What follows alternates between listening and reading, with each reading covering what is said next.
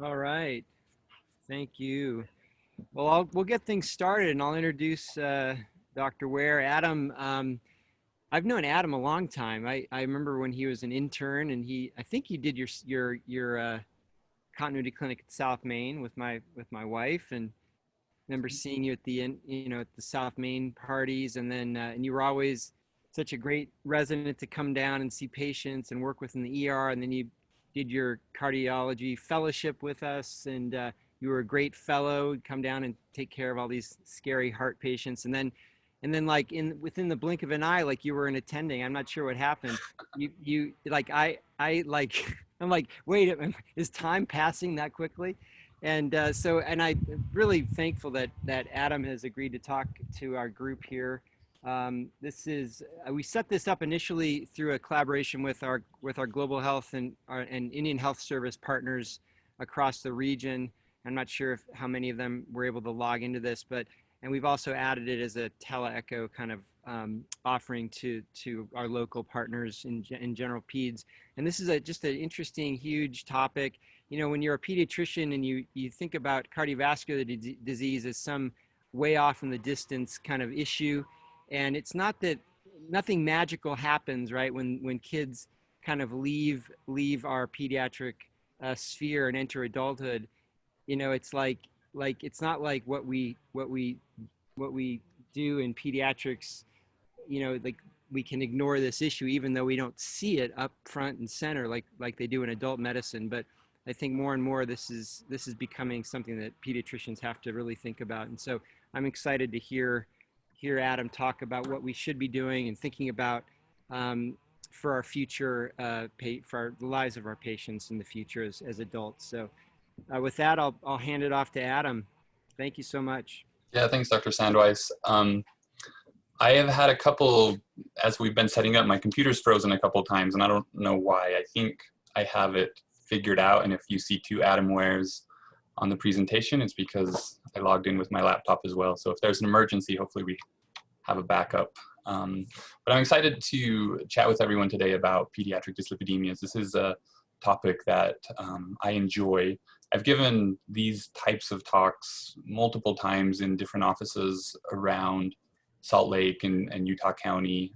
So if there's some repetition, I apologize. I've tried to hone it in a little bit more for practical guideline in terms of screening and treatment, and we'll try to leave it open for questions so that if there is something I didn't cover that you'd like to ask, we'll cover it. I don't have any conflicts of interest. It's fun to give this talk today. Today is actually FH Awareness Day, so Familial Hypercholesterolemia Awareness Day is September 24th.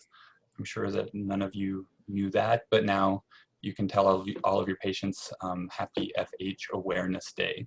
And we will talk about FH during the course of this talk. And honestly, that's why I think the screening guidelines are in place for that FH. These are some of the tenets of coronary artery disease prevention that I think all pediatricians should know, because I think this is what makes the argument that we as pediatricians should be taking responsibility for this, even potentially more so than our adult colleagues. They deal with the disease, but we deal with the opportunity to prevent the disease. We know that atherosclerosis begins in childhood, that there are genetic and environmental risk factors that can accelerate that process and lead to early morbidity and mortality. And we know that when we identify and treat those risk factors, that we can alter the course of the disease.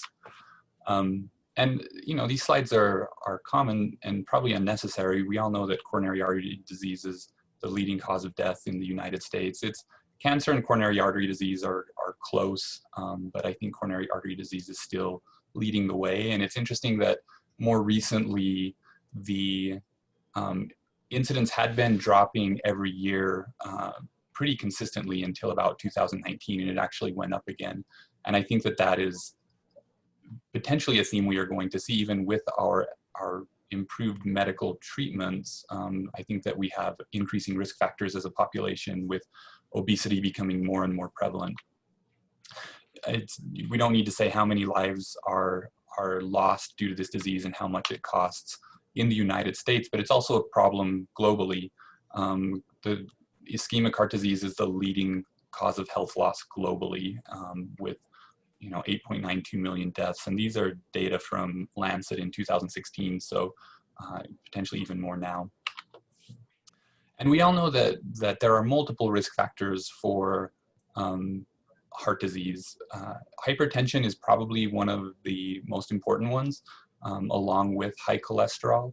We're going to focus on dyslipidemias today and high cholesterol, but all of these should be addressed as pediatricians. So we have our hands full with prevention in this area, and we know that atherosclerotic disease progresses throughout childhood. This was first studied, as far back as the Korean War, and on autopsy studies, they noticed these fatty streaks on young soldiers who had died, and pretty soon they correlated those with risk factors, including smoking.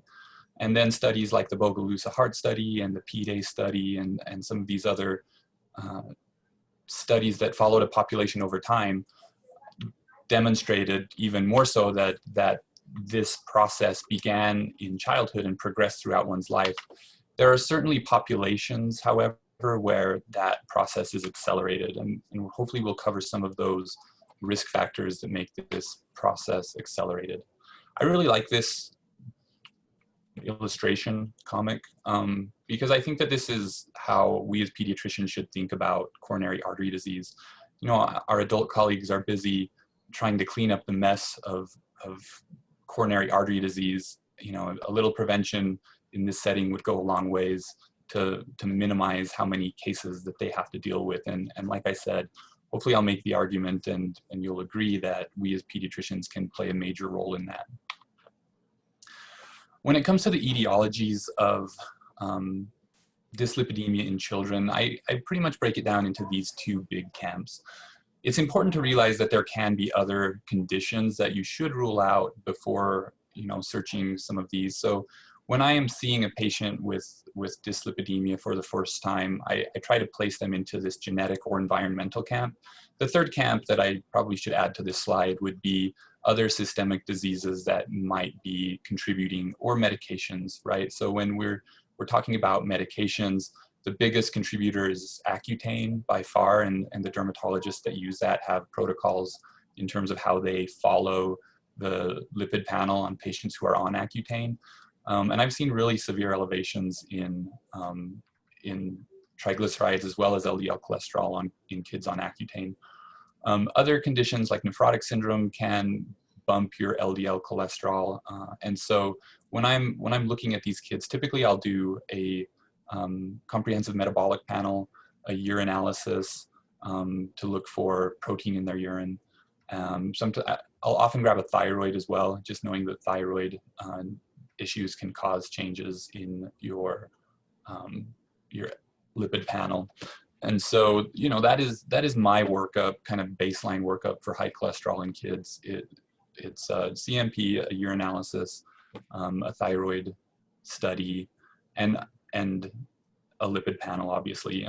On the CMP, the other thing to watch for is diabetes, because diabetes can certainly affect your lipid panel. When we get into the genetic aspect of these conditions, there's a laundry list of things that can cause high cholesterol or high triglycerides in kids. These are the monogenic dyslipidemias. A lot of the ones that affect the LDL receptor are the ones that are responsible for familial hypercholesterolemia, and the ones that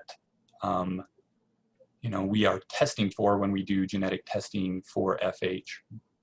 But it is certainly not exclusive, and there can be things that increase and decrease your LDL as well as your HDL. And hypertriglyceridemia can be caused by single gene disorders as well. So, there are times when I think it's appropriate to look for all of these, but I think that's more of a specialist's job than in a general clinic when you're just screening to find out if they have high cholesterol. Most people who have high cholesterol probably don't have a single gene disorder. Most of the time, even in kids who have really high cholesterol, we're probably looking at a polygenic risk. There are some scores that have been validated in adults.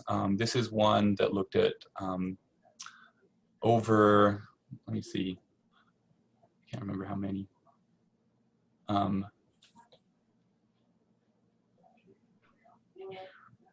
Yeah, 10,000 genes to determine, this risk score, and they validated it against the population. So the higher your risk score, the higher your risk for coronary artery disease. And they showed that this is essentially the same information demonstrated on 3 different images. So I think this one's the easiest to understand. So the lower your polygenic risk score, the lower prevalence of coronary artery disease.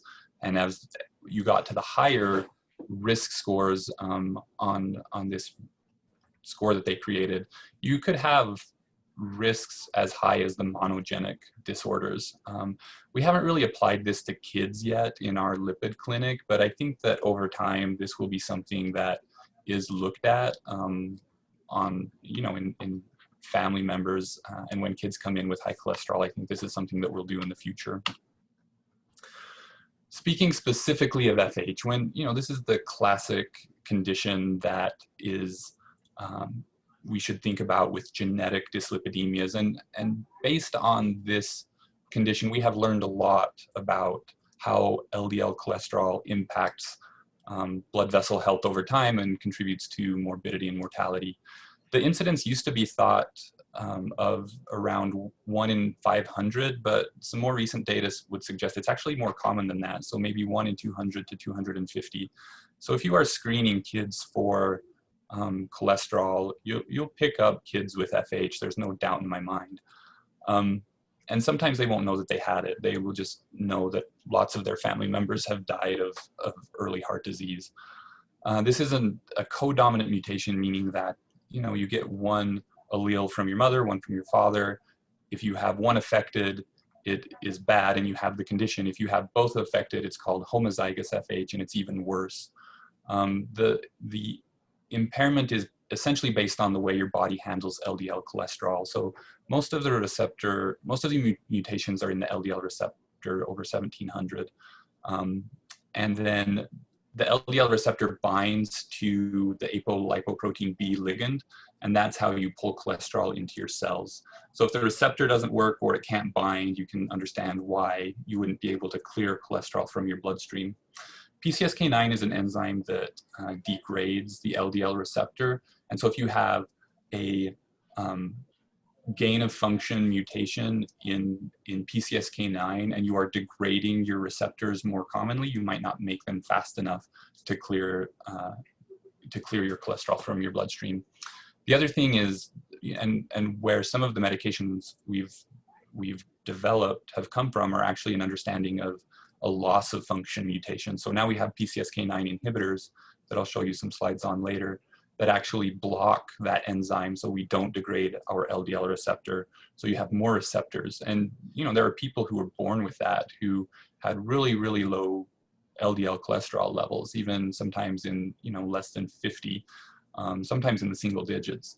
And I met one at a conference, one individual who had this condition, and he was a physician and of normal intelligence as far as physicians go, I guess. For heterozygous FH, we're talking about LDL. It can even be more normal, so anywhere from 130 to 400. When you get into homozygous FH, you're looking more like 400 to 900. The highest cholesterol I've ever seen in my practice is a homozygous FH patient who had 2 null mutations. So she was diagnosed at age 3 by a dermatologist because she started to develop some of the clinical features that I'll show you a slide on in a second. And when she came to me, her LDL was 900. And so she currently undergoes LDL pheresis every 2 weeks. So it's essentially Ldl dialysis that she has to have. We have done one combined heart-liver transplant at Primary Children's Hospital, and it was in an individual with homozygous FH. And replacing the liver is essentially a cure because you implant functioning LDL receptors. So this is a really interesting condition. And if you're thinking of screening for cholesterol in and of itself, I think that this condition makes the argument that you should screen you should do routine and universal screening. Some of these conditions that, common genetic conditions that we look for in kids, we do universal screening for when they're born. Phenylketonuria, cystic fibrosis, some of these that we look for commonly, you can see their frequency compared to FH, and FH is much, much more common. And the other thing that is important to remember is that, only about 10% of people in the United States who have this condition are diagnosed. And that, it's important. This is why I do genetic testing in my clinic, because I think that once you make this diagnosis and they understand that there is actually a condition, they're much more likely to be compliant with medications. They're much more likely to tell their family members about it. And we do a lot of reverse cascade screening where we'll start with the child and then do genetic testing up through multiple family members to try to figure out which other family members have this problem. Here are some of the physical findings. These are things that you shouldn't expect to find on your kids. If they have homozygous FH and LDL in the 900s, you will see them, but otherwise it's very, very unlikely that a heterozygote in your office is going to show up with these findings. But, typically we'll get cholesterol deposition on our tendons. So you can see that in the top picture on the knuckles or in the bottom picture on the Achilles. Your Achilles can be widened, it can be a little bit bumpy. You can get this xanthelasma, which is kind of a cholesterol deposition around the skin on the eyes. And it's interesting, I was just listening to an FH lecture before I joined on here because it is FH Awareness Day. And the FH, the group in the United States that does this sponsored this lecture, and they showed a picture of the Mona Lisa, and they zoomed really close into the eye, and there's a little questionable xanthelasma. So they raised the question of whether the Mona Lisa is actually one of the first cases of familial hypercholesterolemia. Zoom in on her eye. I think it's on her right eye. Maybe it's there. It was really interesting. I've never seen it before. You can also get this arcus, and sometimes when a pediatric patient will come in with really high cholesterol, I'll actually do a quick physical exam on the parents and look at their eyes, look at their hands to see if I can find some of these findings, because with heterozygous FH, you need a longer time frame to develop some of these abnormalities. There's no question that heterozygous FH is a major risk factor, and the risk factors that we quote families are about a 50% risk of a coronary artery event before age 50 in men, and about a 30% risk by age 60 in women. And this study is where those data are coming from. If you have homozygous FH, it's typically, you'll have problems before you're 20 years old and typically have a heart attack and die before you're 20. I really like this slide, and I think that this makes a great argument again for looking at the genetics of dyslipidemias. So walking from left to right on your screen, this blue is common hypercholesterolemia. So this would be more of lifestyle related. So, 190 is really commonly a cutoff where we say if it's above 190, we really should consider, and this is talking about LDL, we really should consider a genetic cause. Like I said, heterozygous FH, you can have, it depends on how significant your mutation is. So you can have loss of function mutations or, mutations that have really zero effect on the LDL receptor and anything in between. And so depending on your mutation would depend on your phenotype and how high your cholesterol was. And then the homozygous is much higher. We do make diagnoses of FH on individuals without a family history. And sometimes people say, well, how is it that I have this condition but have never had any problems? And I think that talking about the background genetics that are present in their family and their lifestyle obviously could explain some of that. So there are additional pathologic mutations, background mutations, and this is getting into that polygenic risk score again, that might make you at a higher risk. There are probably some protective mutations like a, loss of function Pcsk9 mutation that make you at a lower risk. So it's the cumulative effect of all of these genes that is going to make your family at a low risk or a high risk. And obviously this combination of everything, and I would say lifestyle in big bold letters right here, that puts you at a much smaller risk for coronary artery disease or a much higher risk. I often show this slide to families when I talk about why we do genetic testing. So this is a study that looked at odds ratio for coronary artery disease in the presence or absence of a mutation. So even when you have very low LDL cholesterol, if you have a genetic mutation, which is blue is no mutation and this red color is with a mutation, your odds ratio is double that, even with normal cholesterol. And you can see based on these, you know, groupings of LDL cholesterol from 130 to 160, 160 to 190 and above, that, you know, the presence of a genetic mutation is what can dramatically increase your risk. And the way that I think about that is that, you know, if you have had a poor lifestyle and you had a normal LDL cholesterol for your childhood and then became obese or started smoking or had other risk factors, those things are going to be present later on in life. And it's the cumulative effect of LDL cholesterol on your blood vessels that really matters. So for someone who has had, you know, a maybe borderline level for long periods of time, their risk is much higher. And we see that all the time in our clinic as well. We see kids who come in with an LDL of 140 or 150, which is obviously abnormal for a healthy 9-year-old, but their parents have an LDL cholesterol of 140 to 150, and their physicians have said, well, you're kind of borderline. I don't think we need to start anything yet. And that is why this FH is such an underdiagnosed condition, because people say, well, you're probably okay, and we expect adults to have a higher cholesterol, and we're less willing to start them when they are in that borderline range. Early treatment of FH is really been shown to be effective, and we'll go into what we use here in a bit. This is, you know, a look at the LDL cholesterol of children with FH compared to their siblings over time. And so the follow-up in this was over 20 years, to be honest. And on treatment, the individuals with FH had levels that were much closer to their unaffected siblings. And this slide, again, I show this to families all the time to try to encourage them to start treatment when they are anxious about it.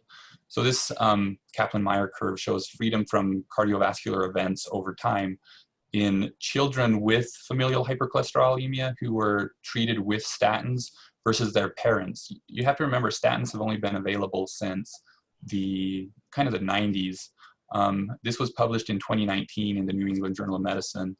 And so it's a 40-year follow-up of those kids who were started on medications versus their parents who were not. And you can see, it's not a 40-year follow-up, it's to age 40 and a 20-year follow-up, I apologize. But even by age 40, you know, there's in the family members, parents who weren't treated, the freedom from cardiovascular events was much lower compared to the children. There was only one event in children. It was an episode of angina in a patient who was started on a statin and then they had stopped taking it. So essentially, if you are treating these children appropriately, they will never, you know, to age 40 have any events compared to their parents. And here's the mortality. So this is on the left, angina, stents, you know, any coronary artery event that needed to be evaluated or taken care of, and this is mortality. So it even has an effect on mortality. And you know, like I said, if you're only doing screening to try to find the genetic cases, I think that's worth it. But we all know that the majority of the kids we screen are going to have a much larger impact based on their environment. Again, these slides, you can see variations in these on any talk related to obesity. It is a big problem, and it's becoming a bigger problem. These are trends throughout the world, and you can see from 1970 to 2020, we just keep getting more and more obese. The average BMI globally shifted from 17.2 in girls in 75 to 2016. It was 18.6 with an even higher BMI in males. And you can see, you know, many countries, their average BMI is much higher than that. And this was a comment that I felt like was really telling.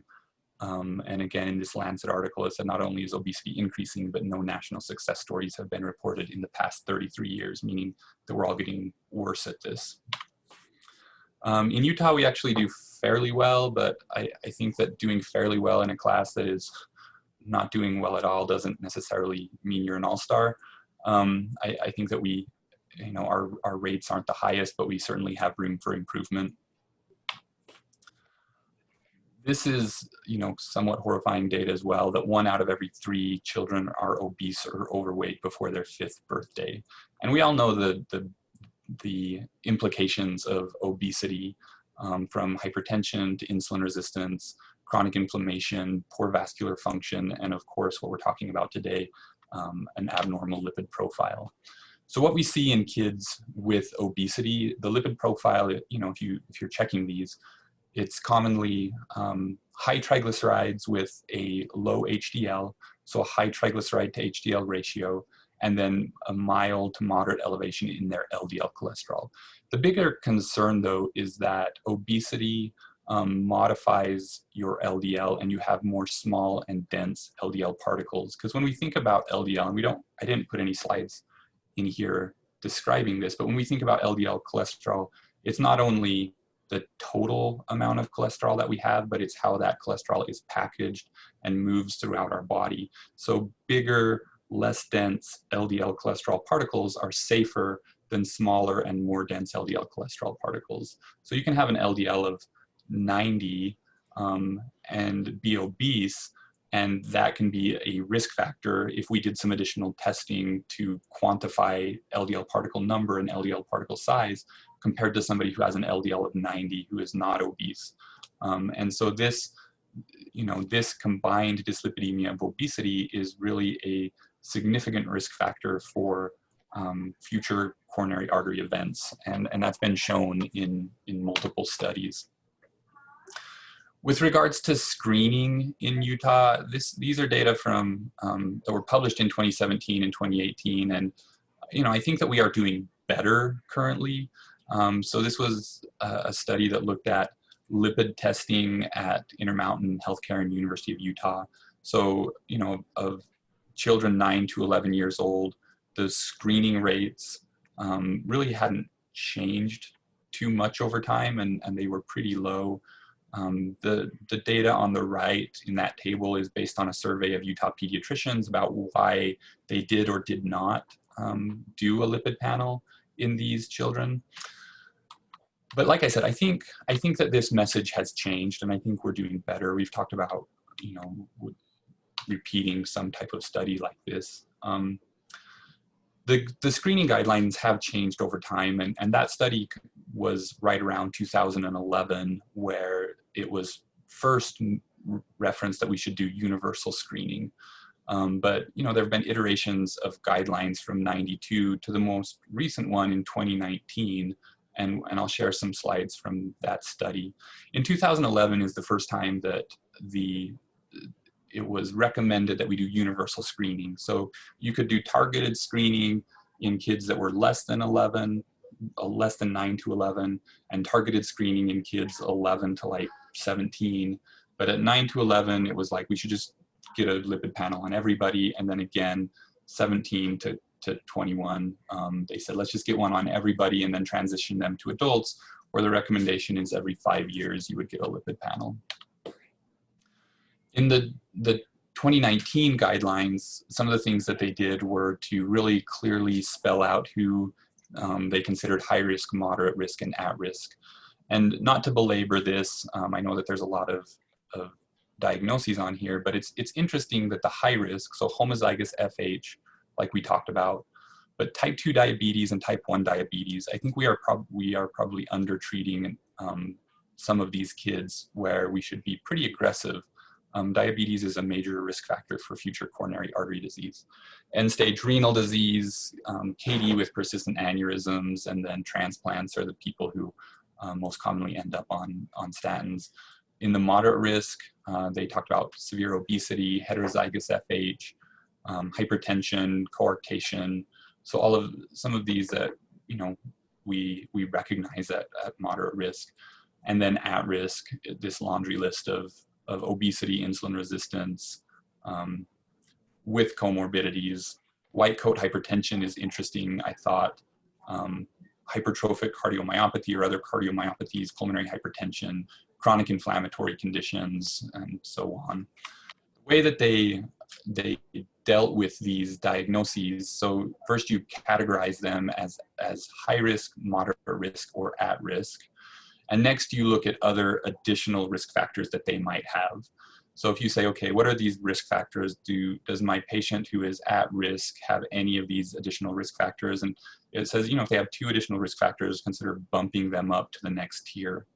The reason that matters is that these tiers set the goals for hypertension and LDL cholesterol and blood glucose. It's interesting to me that, you know, between the tiers, the things that really change are BMI. So you want to be more aggressive in managing BMI in the higher risk individuals. The blood pressure, we don't want anybody to be hypertensive because it is such a significant risk factor. And then LDL cholesterol changes and the goal changes. So less than 100 for the highest risk and less than 160 for the lower risk individuals, less than 130 in the middle. So those being the goals, what do you do about the treatment? The treatment for everybody is therapeutic lifestyle change. And therapeutic lifestyle change, we'll get into that in a bit. But you trial that for either 6 months in the at-risk, 3 months in the moderate risk. And if you're high risk, you recommend it, but you also move right to drug therapy. In the at-risk and moderate risk, you would consider drug therapy if they didn't make any improvements after that 3 to 6 month lifestyle intervention period. So we talked about this a little bit, the current screening guidelines, you know, 2 to 8, you can do it kind of targeted screening, 12 to 16 targeted screening, 9 to 11 and 17 to 21 is universal screening. And 9 to 11 is pretty much the time that we would consider starting a statin medication in these kids. This is maybe a better slide of what I was trying to explain previously, where, you know, it is the lifetime exposure of LDL cholesterol that matters. So say that there is this hypothetical line of cumulative exposure of LDL cholesterol, and once you hit this line, you are at risk or you have a problem. There are things that will move this line up or down based on your other risk factors, female sex being protective, so it moves it up. You know, smoking, hypertension, diabetes, it moves it down. If you have homozygous FH, you reach this threshold really early on in life. If you have heterozygous, it's slower. And then for individuals, you know, without any lipid disorder, we consider they maybe reach that around 55. The goal of treatment is, you know, if we start a low dose statin and alter the trajectory of this line, then you're probably hitting this risk threshold at a similar time as the general population. So getting more into the specifics of statin therapy, these are the 6 statins that have had randomized placebo-controlled trials in pediatric populations. So you can see the number of kids that were involved in those studies. I put an asterisk next to these because these were more than one study. So pravastatin, I think, and lovastatin each had 3, simvastatin had 2 studies.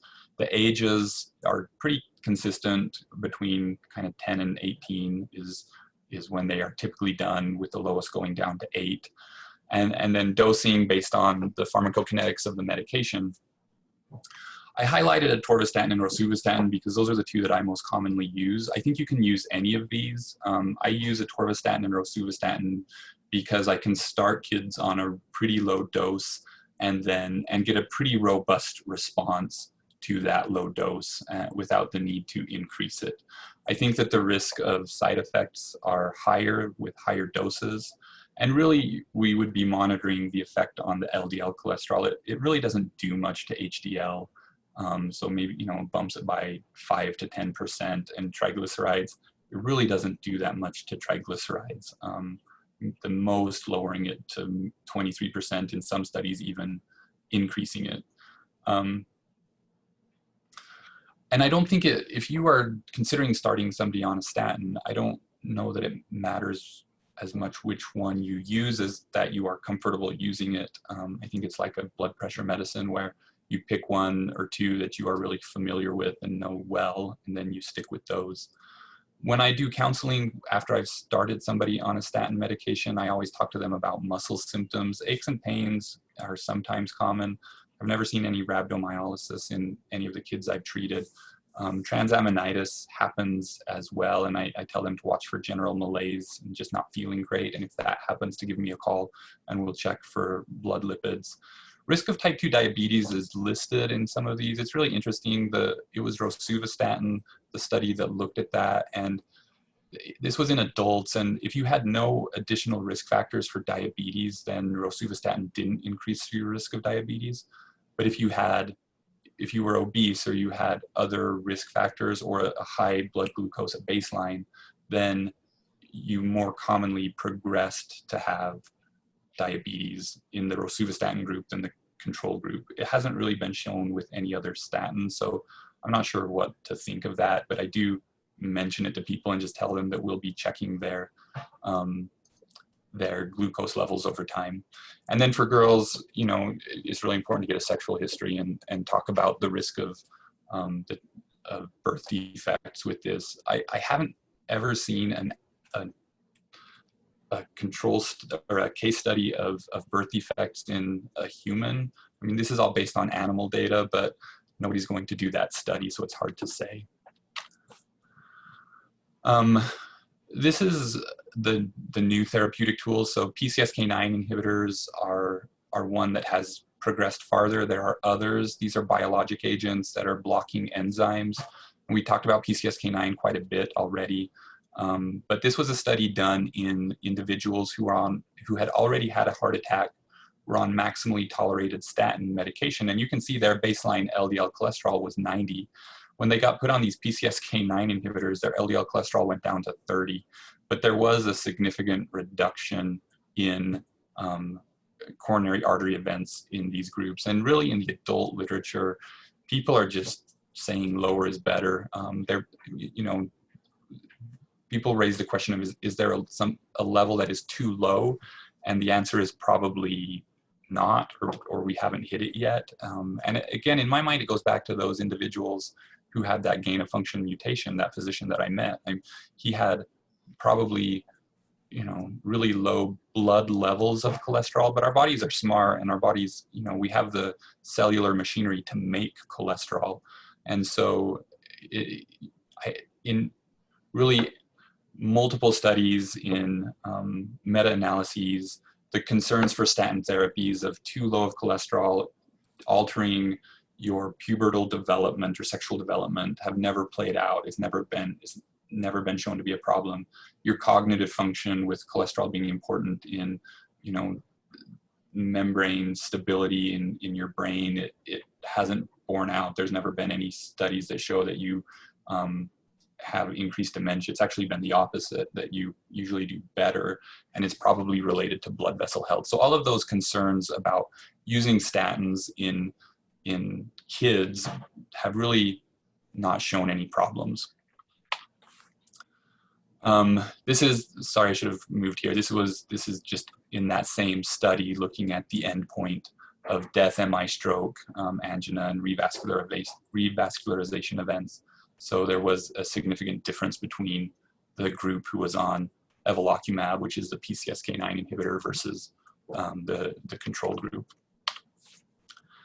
So jumping into the area that's a little bit harder to treat, which is obesity interventions. And, we don't throw all of our kids who come in with dyslipidemia of obesity on a statin. And I should say not yet. That we're doing a study right now that I'll describe that might suggest that is the appropriate thing to do. But really, in these instances, counseling is all that I do. This is an interesting, paper. The American Heart Association had 2020 impact goals that talked about, these 7 goals for kids to be healthier: exercise daily, have a BMI less than 25, an LDL less than 100, don't smoke, eat a heart-healthy diet, normal blood pressure and normal blood glucose. This is the number of risk factors, so not meeting those criteria in a population that they studied. So, and this was nationwide, that there were only 3% that met all of those goals, and more commonly, people met much fewer and had 4 or 5 that they didn't meet. And most of the time, it's this diet score. So, not very many people are smoking, had a BMI that was high. Physical activity is obviously a problem. Total cholesterol, blood pressure, and diabetes are a problem. But the diet, it's interesting. I mean, if you do the math in your head real quick, 91.1 and 8.9, you'll notice there's no green on here.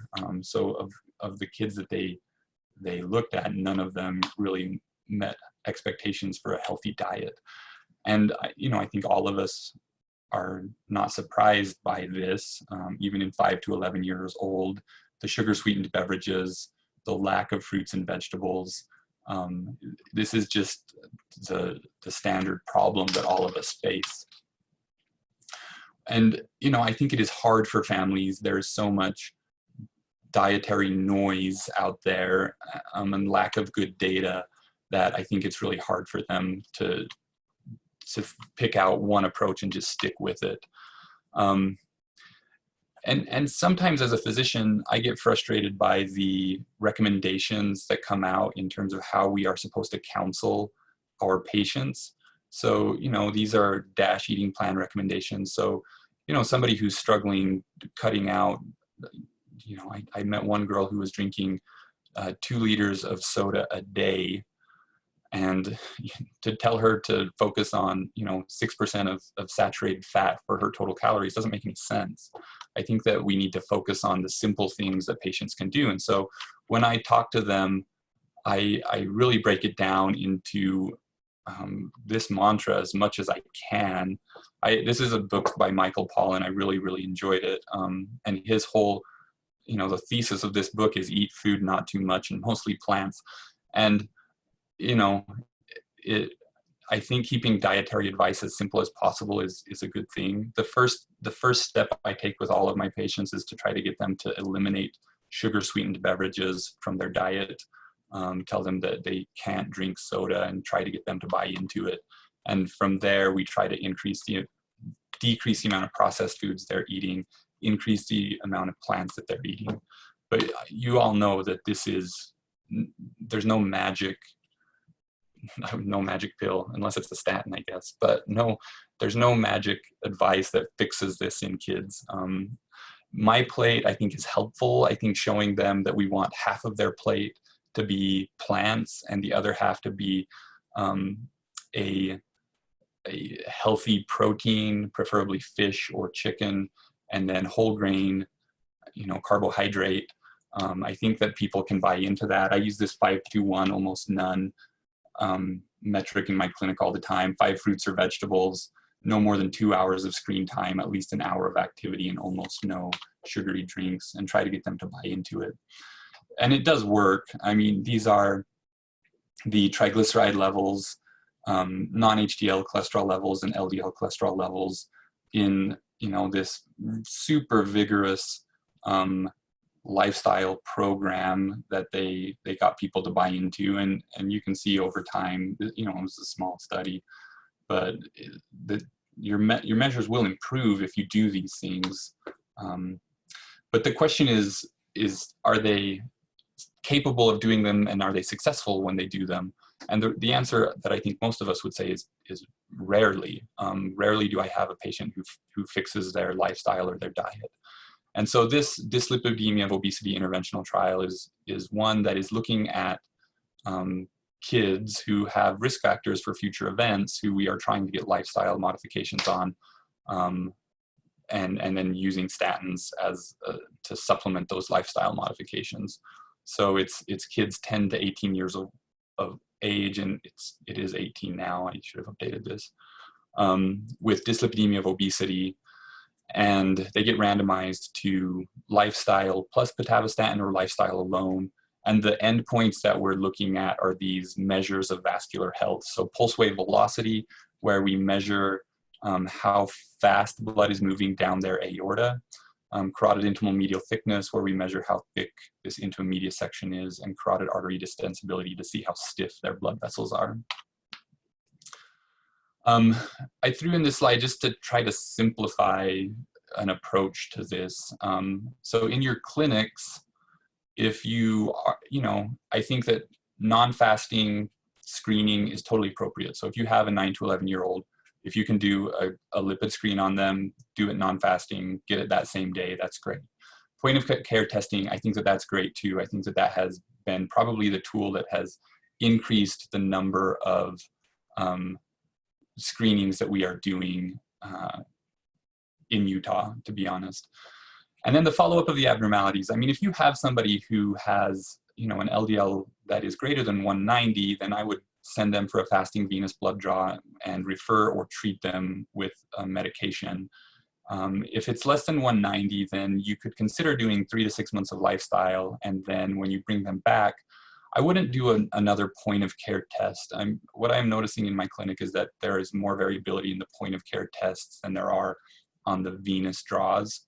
And so if you're repeating a test for a second time, I would recommend doing it through a fasting venous lab draw. The triglycerides are a little bit more challenging, and 500 is probably too high. 500 is greater than 500 is considered severe elevation. 250 to 500 is certainly not normal. And the cutoff that I've used to have people come to my clinic is typically around 250, 200, 250. But if you're going to just immediately start them on a medication, I would use probably 500 as a cutoff. That's where insurances will pay for some medications like Lovasa, which is an omega-3 fatty acid. You can use fibrates. There are no, very few recommendations for using fibrates in children. I do it, without a lot of guidance. I start really small and then increase, and typically use fenofibrate. But if it's less than 500, I think it's safe to start them on lifestyle counseling. We're happy to see these kids in our clinic here in Salt Lake at the Eccles building. I put a couple of slides in here just because I think that the way we are going to eventually have success on these metrics, I guess, of obesity and lipid disorders is probably through legislation. I think that providing addictive substances to a population and then expecting them to regulate it themselves is really challenging. This is an example of, a partially hydrogenated oil ban that took place in New York, and they compared, this study looked at rates of heart attack and infarction later and found that, there was a difference in the counties that had the ban versus the counties that didn't. Sugar taxes, I think that we've seen some of this. I haven't seen a great article that shows if this is truly working or not. There's been several that have been modeled that say, okay, this should work, but I probably need to dig through the literature again to see if there's any evidence that it truly is working. But I wanted to leave some time for questions, but I do think that, dyslipidemia and pediatric dyslipidemia is a public health issue, and that we should be screening because FH is common, and dyslipidemia of obesity is common. And I really do think that identifying those risk factors and intervening early is really important for the families that we're treating. So hopefully these tenets of coronary artery disease prevention that we talked about at first, that you would agree with those, and that we would be the people that snuck past these two busy physicians and just turned off the faucet. Thanks so much.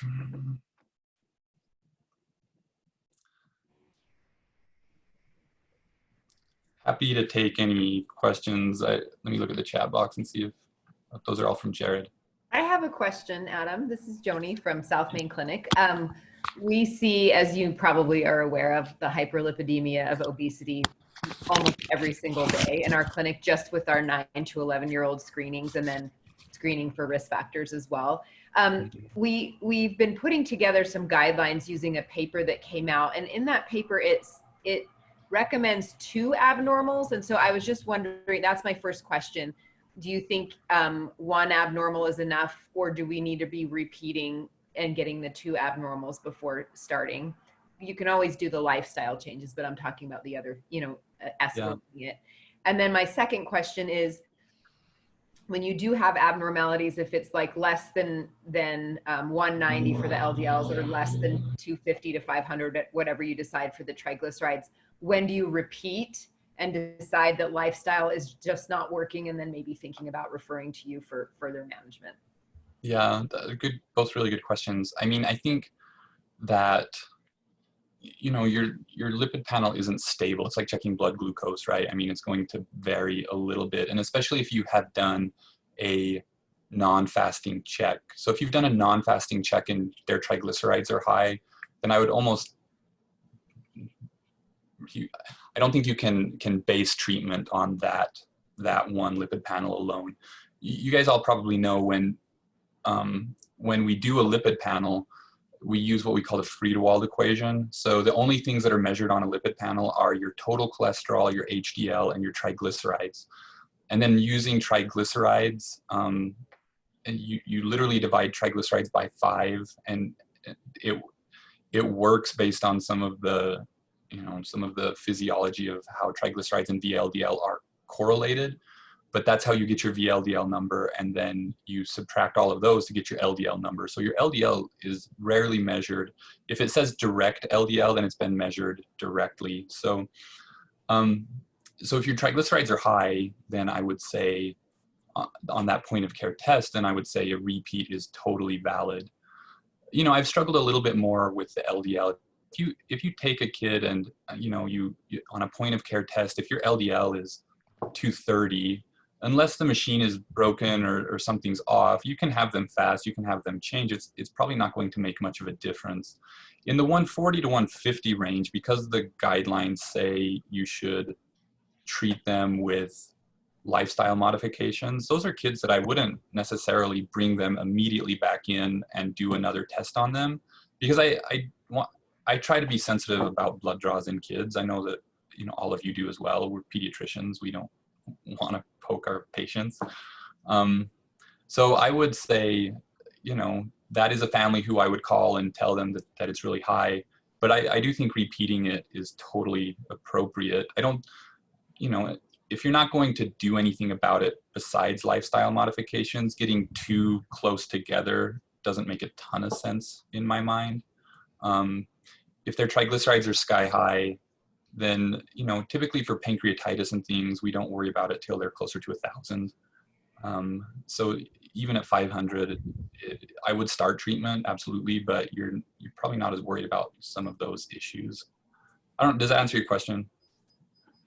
Yeah, it does. And that's kind of what we've already been doing. We were, when we read that paper that you had to have 2 confirmatories, we started doing the algorithm, and we were like, wait a minute, this is way too many blood draws. Yeah. And you actually, it's not fasting, and then you get a fasting one, and that's abnormal. Then you got to get a second fasting one, and that that then is a lot of blood draws. So we were in exactly the same camp as you, and we kind of decided we would start with the lifestyle modification, and then in 3 to 6 months when we follow up, then we might get a second one, and either to see if they're not changing or hoping that they're doing better with it. So that's kind of what we adopted for that group. Yeah, and I think that's totally right. I mean, that's what I do as well. I use it. I use the patient's lipid panel. Obviously, family history is really important. But for the dyslipidemias of obesity, I use it as a try to encourage the whole family to make lifestyle changes. It's the only way that the pediatric patient's ever going to be successful. And sometimes it's enough of a motivator that families are like, actually, yeah, we really want to do this, because I can see that, you know, our shopping habits or our lack of activity or whatever it is actually impacting their health. And sometimes those blood draws are a way to start that conversation. And for some families, it sticks a little bit better. But man, those lifestyle changes, if any of you have secrets, I'd love to hear them. It's challenging. Can I ask a question, Adam? That what about the role of like adverse childhood experiences and the, you know, as co-variables with all of the lipid data and obesity data, and kind of trying to ferret out the effects of chronic stress and the pro-inflammatory process of just stress and adverse events in life early on, and cardiovascular health. And it's a big, kind of maybe a super nebulous question, but has that been looked at? And you know, are we, you know, like treating, you know, ultimately with, you know, statins when really a lot of what's going on too is like this chronic stress, psychosocial stress that a lot of kids have might be also the issue really at hand.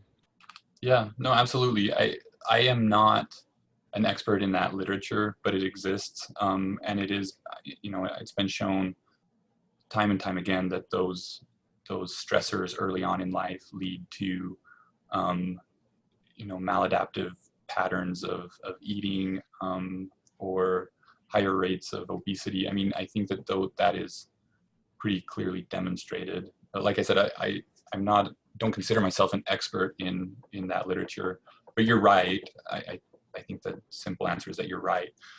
For those kids, I mean, you know, just like white coat hypertension shows up on an at-risk individual who we should be paying attention to. I mean, I think that those chronic stressors are bad for you, and your blood vessels. And so, you know, I don't think that has shown up on any risk factor scores, to be honest, but I think that it should be taken into account. My ideal for my clinic, we have a geneticist in my clinic and a dietitian who meets with the patients. The dietitian meets with everybody. The genetic counselor meets when we think that it's worth looking into genetic testing. But I would love to have a, you know, psychologist, psychiatrist, somebody to address the behavioral aspect of it, because I think I would benefit from that. I eat when I'm bored. You know, and I eat when I'm stressed. I think that in the hospitals they put Cokes and cookies in the doctor's lounge for a reason, right? So I think you're 100% right. And I apologize, I don't have any numbers or more important data to back that up. I had a couple of questions. I'm a nurse practitioner at the College of Nursing faculty in their program, and I wanted to clarify with the familial hypercholesterolemia, you said it's a 1 in 200 to 1 in 250 ratio. Is that in the general population or just those with hypercholesterol or dyslipidemia? Yeah, really good question, and that's general population. Okay. And then have you found in your practice that having a dietitian there, has that been beneficial? Have you seen better effects with counseling and lifestyle change having that person on your team? Yeah, it's a really good question. I haven't done any data polls. I recently received IRB permission to have kind of a registry for my clinic. And so we are starting to collect data on kids who have come to my clinic.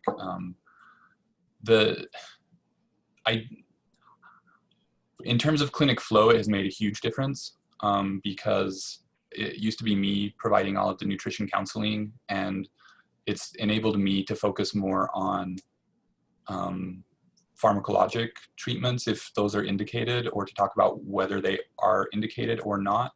Because to tackle those lifestyle pieces and then go into the medicines and whether or not we should be using them is time consuming. I don't have any data to say that the dietitian has made a huge difference in terms of outcomes or weight loss for our patients. I used to give the same types of nutrition advice before she was available. I think she does a great job. This isn't by any means a knock on her or her efforts. I just think, that the implementation of dietary advice is really challenging. I guess that's all I'm trying to get at. And so, even in studies where they do really aggressive lifestyle modifications, inpatient, feeding everybody, when people go back to their previous way of living, it's hard for them to maintain it. So I don't know that anybody has answered that question well. But I do think that it is, even if we aren't fixing it, it's our job to educate people to the best of our abilities. And I think she does a really great job with that. Sorry, that's maybe a vague answer, but I don't know how to answer it any better. I appreciate it. Thank you. It kind of speaks to your comment about what would be the perfect kind of integrated team to have in a clinic like yours or in any primary care provider clinic, which is somebody who is really well versed in kind of behavioral modification and connection longitudinally with families about how lifestyle changes, since what happens outside the clinic is everything, and what we do in clinic, save prescribing a med, is fairly limited, unfortunately, as a physician.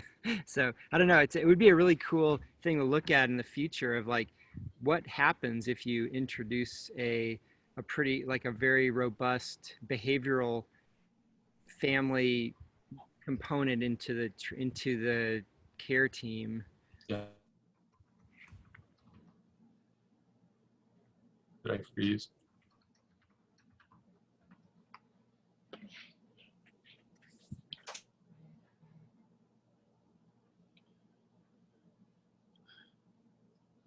So Dr. Ware said that his froze over here. internet connection was kind of unstable desktop. there. Can people hear me? Yes. Can people hear me? Yeah, I can.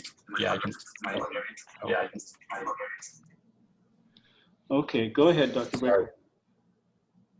I think, am I fixed? Yes, go ahead.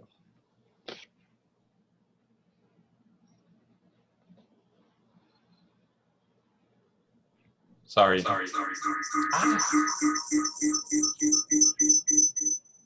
Okay.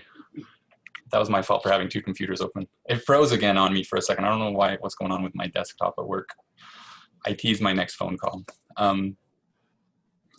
But I agree. I mean, I think if the ideal clinic for these individuals would include behavioral health, endocrinology, GI, cardiology, nutrition. It's just genetics. It's a multifaceted issue that has no easy solutions for the obesity piece of it. The genetic dyslipidemias, those are my favorite part of my clinic because they're a little cleaner and easier to navigate and treat, to be honest. And starting a kid on a statin and watching their LDL go from 230 to 115, identifying it in their mom and grandmother who didn't have any idea of what was going on despite a problematic family history, that's pretty satisfying. So that's why I would say and encourage everybody to actually look for that. And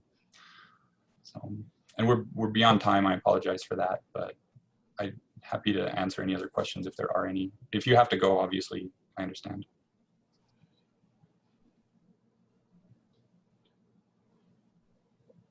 Okay. Do you think, one more question, I guess, do you see, given kind of just the rates of I guess the genetic dyslipidemias compared to, I think there was a slide where you're kind of comparing them to some of the other things that we test for.